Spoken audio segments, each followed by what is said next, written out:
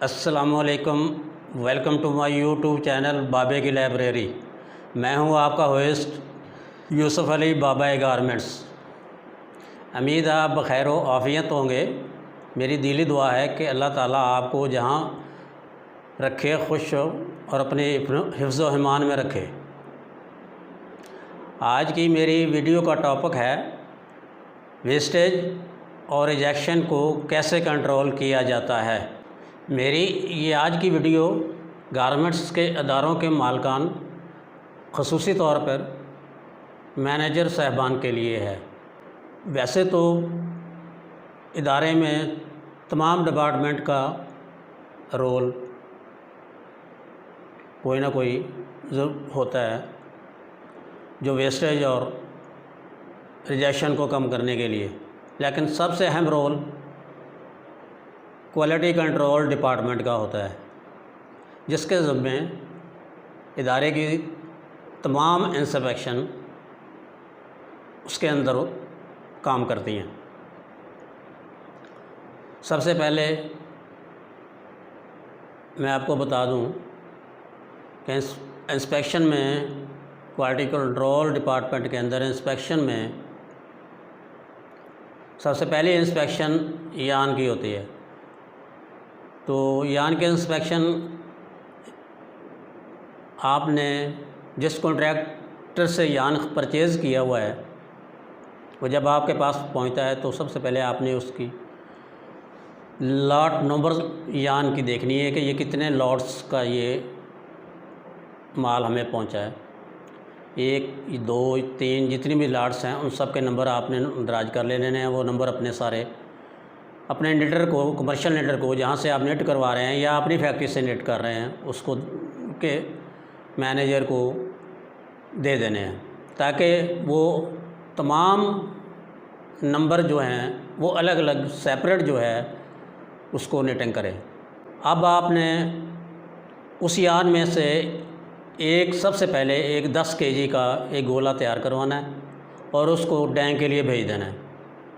Dang आने के बाद आपने ये देखना है कि इस यान में क्या क्या मसले हैं, कोई प्रॉब्लम है या नहीं है। सबसे पहले तो आपने देखना है कि यान वेरिएशन तो नहीं है, यान में पटा तो नहीं है,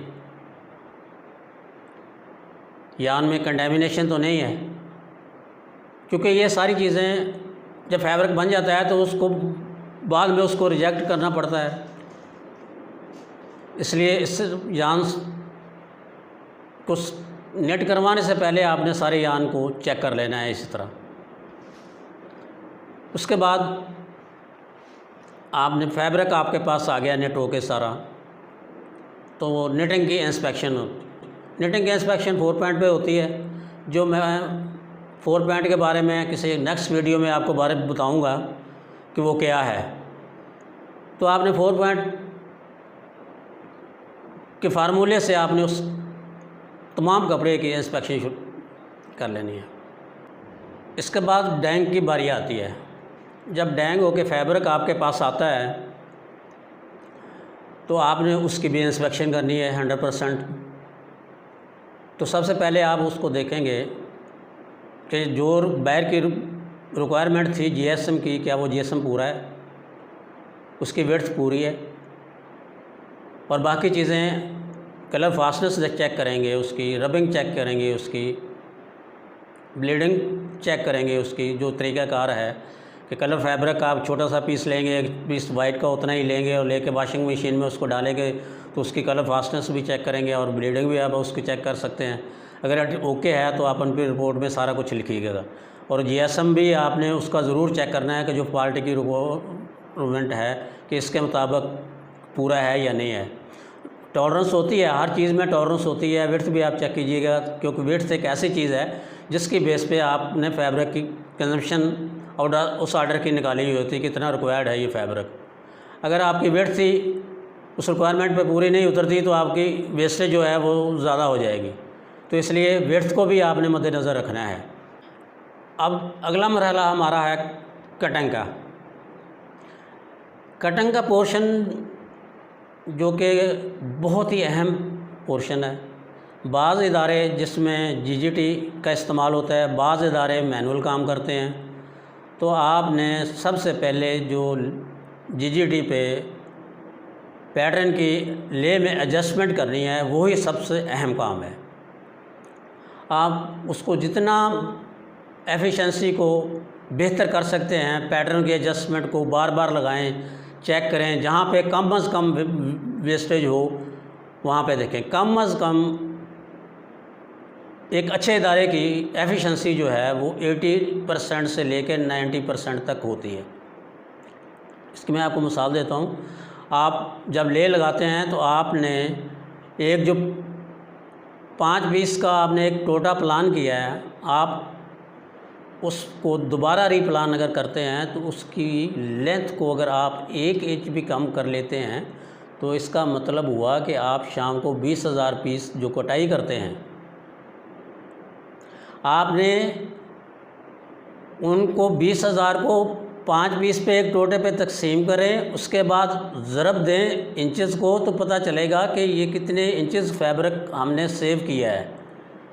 जो मेजर इदारे में वेस्टेज होती है, सबसे ज़्यादा अहम जगह जो है वो ये है कि आपने जब ले प्लान करनी है उसको बार बार रीचेक करना है ताकि बेहतर से बेहतर एफिशिएंसी आपको मिल सके। अब ये बात मैं आपको इसलिए बार बार कह रहा हूँ कि गारमेंट्स में फैब्रिक की कॉस्ट जो है वो 60 to 70% है, जो मेजर कॉस्ट है। अगर आपने यहाँ पे सेविंग कर ली तो सबसे बड़ी सेविंग है, और रिजेक्ट को वेस्टेज को भी आपने कंट्रोल कर लिया। यहाँ पे वेस्टेज को चेक करने का एक दूसरा मेथड भी है कि आप कटिंग डिपार्ट को एक 500 kg की लॉट देते हैं, आपकी कंजम्पशन का आपको पता है इतने kg है, आप गारमेंट्स में से इतने बनेंगे। अगर वो गारमेंट्स उस फैब्रिक में से कम बनते हैं कंजम्पशन के हिसाब से, तो इसका मतलब आपकी वेस्टेज ज़्यादा हुई। आपको रीचेक इस तरह भी कर सकते हैं। अब हम आगे चलते हैं। कटिंग होने के बाद अगर उसमें प्रिंट या एम्ब्रॉयडरी है तो आप कट पीस प्रिंट एम्ब्रॉयडरी करवाएंगे। जब वो वापस दोबारा आपके पास आते हैं तो आपने उनकी 100% इंस्पेक्शन करनी है।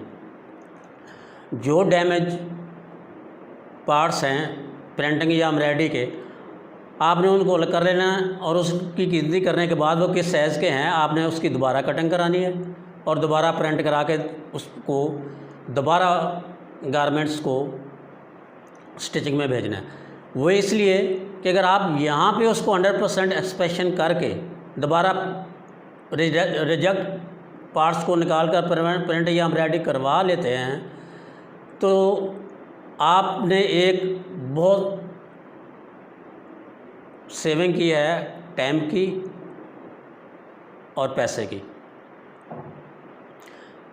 कहीं ऐसा ना हो कि अगर आप वैसे ही दे देते स्टिचिंग में तो वो गारमेंट्स तैयार होने के बाद जब वो फाइनल इंस्पेक्शन पे जाते तो वहाँ पे रिजेक्ट हो जाते, तो आपकी रिजेक्शन इससे भी बढ़ सकती थी। इसलिए आपने उसको पहले ही कंट्रोल किया, 100% इंस्पेक्शन की उसकी प्रिंट एम्ब्रॉयडरी के पार्ट्स की, जो डैमेज थे वो दोबारा करवा लिए। तो ये भी एक फैक्टर है रिजेक्शन को कंट्रोल करने का। अब इसके बाद अब हम आते हैं स्टिचिंग डिपार्ट में। स्टिचिंग डिपार्ट में आपने इनलाइन को बेहतर करना है, उसकी रिपोर्टिंग को बेहतर करना है, जो कि ऑलरेडी मैं अपनी पिछली वीडियोस में आप बता चुका हूँ। इंस्पेक्शन इनलाइन की कैसे की जाती है, फाइनल की कैसे की जाती है। तो आपने इन रिपोर्टों की मदद से आपने अपनी रिजेक्शन को कंट्रोल करना है। वो आप मेरी वीडियो देख सकते हैं जिनमें मैंने तरीक़ाकार बताया है। उसके बाद फाइनल इंस्पेक्शन है। फाइनल इंस्पेक्शन पे भी आपने रिजेक्शन को अलग मॉनिटर करना है। फाइनल इंस्पेक्शन में आपने जो भी रिजेक्शन हो आपने उसके ऊपर रेड कलर का स्टिकर रिजेक्ट कर लगा के उसी बंडल में आपने वापस देना है। स्टिचिंग के दौरान अगर कोई गारमेंट्स का पार्ट्स आपको डैमेज नज़र आए या फॉल्टी नज़र आए तो यहाँ पे भी आपने उसको कटिंग से रिप्लेस कर लेना है, ताकि वो तैयार होने से पहले ही आप उसको ठीक कर लें। तैयार होने के बाद तो वो रिजेक्ट हो जाएगा, तो आपकी रिजेक्शन परसेंटेज जो है वो बढ़ती जाएगी। एक अच्छे इदारे की मिनिमाइज रिजेक्शन जो है वो 0.002 होनी चाहिए परसेंटेज। और जो आपकी रिजेक्शन है उसको डेली आप मॉनिटर करें कि वो क्यों है, कैसे है, क्यों हुई, किसकी वजह से हुई और उसको ठीक कैसे करना है। और जैसे जैसे आप उसको मॉनिटर करते जाएंगे आपकी रिजेक्शन कम होती जाएगी। तो इसके बाद बाकी इदारे में बाकी डिपार्टमेंट वालों का भी एक अहम रोल होता है रिजेक्शन के हवाले से। मिसाल के तौर पे एडमिन है, उसको चाहिए कि वो डिपार्टमेंट की अच्छी तरह सफाई रखे ताकि अगर गारमेंट्स ज़मीन पे या नीचे गिरे भी तो उस पर कोई स्टेन या दाग वगैरह ना लगे। ये भी एक बहुत बड़ा फैक्टर है। तो जिससे वक़्त का ज़या भी होता है और पैसे का ज़या भी होता है। और मेरी आज की ये वीडियो अगर आपको अच्छी लगी तो प्लीज़ लाइक और शेयर कीजिएगा और नए आने वाले व्यूवर मेरे चैनल को सब्सक्राइब कर दें ताकि नई आने वाली वीडियो उन तक बर वक़्त पहुँच सके। मिलते हैं, अपना ख़ास ख्याल रखिएगा।